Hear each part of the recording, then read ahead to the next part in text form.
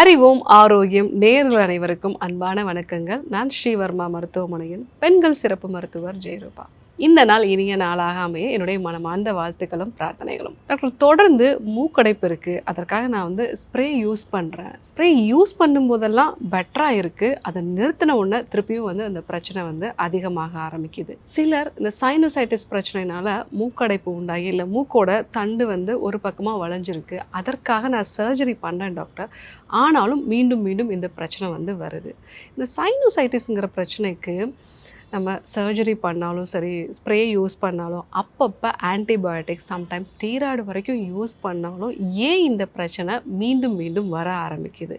இதுக்கு என்ன தான் தீர்வு? அதை பற்றி தான் நம்ம இன்றைக்கி பார்க்க போகிறோம். ஸோ இந்த சைனோசைட்டிஸ் அப்படிங்கிறது நம்மளுடைய தலையில் சில காற்றறைகள் இருக்கும். இந்த காற்றறைகள் நம்ம பேசக்கூடிய தொனிக்கு ரொம்பவே முக்கியம். இங்கே ஒரு இன்ஃபெக்ஷனோ இல்லை இன்ஃப்ளமேஷனோ உருவாகும் போது நம்ம பேசக்கூடிய அந்த வாய்ஸே மாறிடும். நிறைய சமயங்களில் இந்த சைனோசைட்டிஸ் அப்படிங்கிறது வெறும் ஒரு கஃபம் சார்ந்த பிரச்சனை, அங்கே ஒரு இன்ஃபெக்ஷன் மட்டும் இருக்குது அப்படிங்கிறது இல்லை. இங்கே இன்ஃப்ளமேஷன் உருவாகுது, இல்லை நம்ம பாடியில் தொடர்ந்து ஹீட் அதிகமாக இருக்குது, மெயினாக பித்தம் அதிகமாக இருக்கும் பொழுது இந்த சைனோசைட்டிஸ் பிரச்சனைகள் அதிகமாகும். ஸோ என்னென்ன காரணங்களால் இந்த சைனோசைட்டிஸ் அதிகமாகுதுன்னா, முதல் விஷயம், நம்ம சாப்பிடக்கூடிய உணவில் நிறைய கோழையை உற்பத்தி பண்ணக்கூடிய உணவை நம்ம எடுத்துக்கிறோங்கிறது அர்த்தம். கோழை அப்படிங்கிறது மியூக்கஸ் செக்ரேட்டிங் ஃபுட்ஸ் அப்படின்னு நம்ம சொல்லுவோம். நம்ம சாப்பிடக்கூடிய பால் சார்ந்த உணவுகள், சிலருக்கு மட்டும் இந்த பால் சார்ந்த உணவுகள் ஒத்துக்காது, ஆனால் அவங்களுக்கே தெரியாமல் வருஷக்கணக்காக டீ காஃபி எடுத்துகிட்டு இருப்பாங்க. ஸோ அந்த டீ காஃபி எடுக்கும்போது வயிறு உப்புசம் வரும், அவங்களுக்கு ஆசிடிட்டி சம்மந்தமான பிரச்சனைகள் வரலாம். சில பேருக்கு மலச்சிக்கலோ இல்லை இந்த காஃபி டீ குடிக்கும் பொழுது தான் அவங்களுக்கு மோஷன் போகணுங்கிற ஒரு உணர்வு வரும். ஸோ இப்படிப்பட்ட அறிகுறிகள்லாம் இருந்தது அப்படின்னா அவங்களுக்கு இந்த மில்க் கொஞ்சம் அலர்ஜியாக இருக்குன்னு அர்த்தம். அதே மாதிரி ரீஃபைன்டு கார்போஹைட்ரேட்ஸ், சுகர் ஐட்டம்ஸ் நிறைய எடுத்துக்கும் போது அவங்க பாடியில் இன்ஃப்ளமேஷனை அது ட்ரிகர் பண்ணும். இந்த மாதிரி உணவுகளை நம்ம தொடர்ந்து எடுத்துக்கும் பொழுது சைனோசைட்டிஸ்க்கு நீங்கள் சர்ஜரி பண்ணினாலும் சரி, இல்லை நீங்கள் ஸ்ப்ரே யூஸ் பண்ணாலும் நைட் ஆனால் திருப்பியும் உங்களுக்கு மூக்கடைச்சிக்கும். ஸோ ஒருவேளை நீங்கள் ஆன்டிபயோட்டிக்ஸ் அடிக்கடி எடுத்துக்கிறீங்க அப்படின்னா அது இன்னும் அதிகபட்சமான தொந்தரவுகளை உங்களுக்கு கொடுக்கும். ஸோ நம்ம சாப்பிடக்கூடிய பால் சார்ந்த உணவுகள் இல்லை குளூட்டன் சார்ந்த உணவுகள், அதிகமான அளவுக்கு சர்க்கரை இருக்கக்கூடிய உணவுப் பொருட்கள், எண்ணெயில் பொரிச்ச உணவுப் பொருட்கள், ப்ரிசர்வேட்டிவ் சேர்ந்த உணவுப் பொருட்கள், இது எல்லாமே மியூக்கஸோட செக்ரேஷனை அதிகப்படுத்துறதுனால நம்மளுடைய சைனஸ் ஏரியாக்களில் சாதாரணமாகவே சளி தேங்க ஆரம்பிக்கும். இதனால் நமக்கு சைனோசைட்டிஸ் எப்போவுமே இருக்கும். ரெண்டாவது விஷயம், நம்மளுடைய குடலில் இருக்கக்கூடிய பாக்டீரியா வைரஸஸ், அங்கே கெட்ட பாக்டீரியாஸோட அளவு அதிகமாக இருக்குது அப்படின்னா அதனாலேயும் நமக்கு இன்ஃப்ளமேஷன் பாடி ஃபுல்லாகவே இருக்கும். அது சில பேருக்கு சைனஸ் ஏரியாக்களில் பிரச்சனையாக உங்களுக்கு தெரியும். ஸோ அப்போது உங்களுடைய குடலில் நல்ல பாக்டீரியா வைரஸஸோட அளவை நீங்கள் அதிகப்படுத்தும் பொழுது இந்த சைனோசைட்டிஸில் ஒரு பர்மனண்ட்டான சொல்யூஷன் உங்களுக்கு கிடைக்கும். மூணாவது விஷயம், உடல் எடை அதிகமாக இருக்கிறதுனாலையோ இல்லை தொடர்ந்து மூக்கடைப்பு இருக்கிறதுனாலையோ வாயை திறந்துகிட்டே தூங்கணுங்கிற மாதிரியான ஒரு சூழ்நிலை இருக்குது, மவுத் ப்ரீத்திங் இருக்குது அப்படின்னா உங்கள் மூக்கோட உள்பகுதி வறண்டு போயிடும். அதே மாதிரி இந்த சைனஸ் ஏரியாக்களில் இருக்கக்கூடிய பிஹெச்சோட அளவு அதுவும் குறையும் பொழுது தொடர்ந்து உங்களுக்கு சைனோசைட்டிஸ் சம்மந்தமான பிரச்சனைகள் வர்றதுக்கு நிறைய வாய்ப்புகள் இருக்குது. நாலாவது விஷயம், நீங்கள் உங்கள் சுற்றி இருக்கக்கூடிய இந்த சூழ்நிலை, நிறைய பேருக்கு டாக்டர் புதுசாக ஒரு வீடு மாறினா அது ரோடுக்கு பக்கத்துலேயே இருக்குது, நிறைய பொல்யூஷன்ஸ் வரும், இல்லை நான் இருக்கிற இடத்துல ஒரு இண்டஸ்ட்ரியல் ஏரியா நிறைய பொல்யூஷன் வரக்கூடிய ஒரு நிலை இருக்குது, இல்லை அதிகமாக சென்ட் யூஸ் பண்ணுறாங்க, ஸோ ரொம்ப ஸ்ட்ராங்கான ஸ்மெல் யூஸ் பண்ணுறாங்க, இல்லை ஒரு சில இடங்கள்லே அந்த ஸ்மெல் அவங்க ஒர்க் பண்ணக்கூடிய இடமோ இல்லை அவங்க வீட்டு பக்கத்துலேயோ ரொம்ப ஸ்ட்ராங்கான ஒரு ஸ்மெல்லு இருக்குன்னா அதனால் இரிட்டேஷன் நிறையா இருக்கும். பட் சமீப நாட்களில் நம்ம சுவாசிக்கக்கூடிய காற்றுலேயே நிறைய அசுத்தங்கள் இருக்குது. இதனாலையும் இரிட்டேஷன் ஆகி உங்களுடைய சைனஸ் ஏரியாக்களில் பிரச்சனை வரலாம். இதை எதையுமே நீங்கள் சரி செய்யாமல் வெறும் ஸ்ப்ரேயோ இல்லை ஆன்டிபயோட்டிக்ஸோ யூஸ் பண்ணும்போது உங்களுக்கு பிரச்சனைகள் மீண்டும் மீண்டும் வருது. ஸோ நம்ம சுற்றி இருக்கக்கூடிய என்விரான்மெண்ட்டை நம்மளால் சேஞ்ச் பண்ண முடியாது, ஆனாலும் நம்ம உடல் எடையை குறைக்கிறது, நம்ம சாப்பிடக்கூடிய உணவுகளில் சில மாற்றங்களை கொண்டு வர்றது, அதே மாதிரி மெயினாக நம்ம குடலில் இருக்கக்கூடிய பாக்டீரியா வைரஸஸை பேலன்ஸ்டாக கொண்டு வருது, இதை நம்ம ஃபாலோ பண்ணோம் அப்படின்னாலே இந்த சைனசைட்டிஸ்க்கு பெர்மனண்ட்டாக நம்ம வந்து தீர்வு கொடுக்க முடியும்.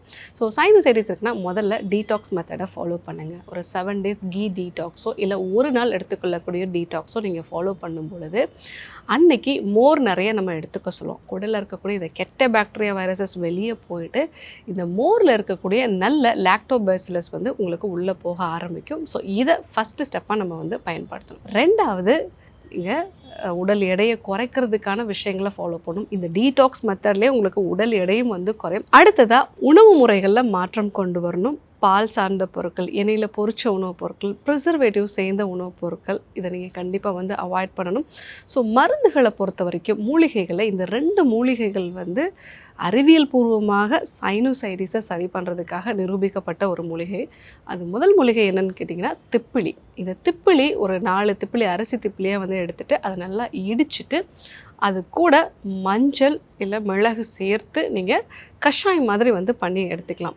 ஸோ இல்லை வந்து நீங்கள் அரிசி திப்பிலி ரசம் மாதிரி பண்ணி எடுத்துக்கலாம். ஸோ அந்த மாதிரி நீங்கள் எடுத்துக்கும் பொழுது உங்கள் பாடியில் இருக்கக்கூடிய க்ரானிக் இன்ஃப்ளமேஷன் வந்து உங்களுக்கு குறைய ஆரம்பிக்கும். சைனோசைட்டிஸ்லேயுமே மெயின் அந்த மூக்கடைப்பில் நல்ல ஒரு மாற்றத்தை பார்க்கலாம். இல்லைனா திப்பிலி ரசாயனமாக வந்து நீங்கள் எடுத்துக்கும் பொழுது உங்களுடைய மூக்கடைப்பு நல்லாவே வந்து சரியாகும். இந்த திப்பிலி சேர்ந்த சினட் கேப்சூல்ஸும் நீங்கள் வந்து எடுத்துக்கலாம். அதுவும் உங்களுடைய மூக்கடைப்பை சரி செய்யும். மூணாவதாக கருஞ்சீரக எண்ணெய். இந்த கருஞ்சீரக எண்ணெயுமே உங்கள் உடம்புல இருக்கக்கூடிய இன்ஃப்ளமேஷனை வந்து குறைக்கும்.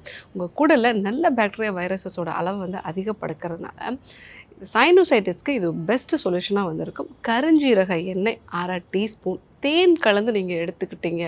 ஒரு வாரத்தில் நீங்கள் 5 நாள் வந்து எடுத்துக்கலாம். 2 நாள் வந்து நீங்கள் வந்து கேப் விட்டுருங்க. இந்த மாதிரி ஒரு 3 months நீங்கள் வந்து கருஞ்சீரக எண்ணெய் எடுத்துக்கிட்டீங்க அப்படின்னா சைனோசைட்டிஸில் நல்ல ஒரு சேஞ்சஸை நீங்கள் வந்து பார்க்கலாம். நிறைய பேருக்கு தைராய்டோட இல்லை உடல் எடை அதிகமாக இருக்கிறதோட வந்து இந்த சைனோசைட்டிஸ் இருக்கும். அவங்களுக்கும் இந்த கருஞ்சீரக எண்ணெய் வந்து இன்ஃப்ளமேஷனை குறைக்கும். தைராய்டு ஃபங்க்ஷனையும் நல்லாவே இம்ப்ரூவ் பண்ணும்.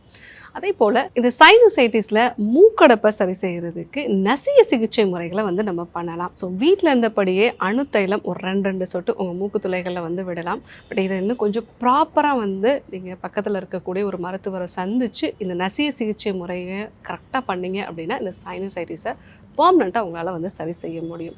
ஸோ நீங்கள் தூங்கும் பொழுது நொச்சி இலை சேர்ந்த பில்லோ வச்சு நீங்கள் தூங்குனீங்க அப்படின்னா நைட்டில் ஸ்ப்ரே யூஸ் பண்ணாமலே உங்களுடைய மூக்கடைப்பு வந்து சரியாயிடும்.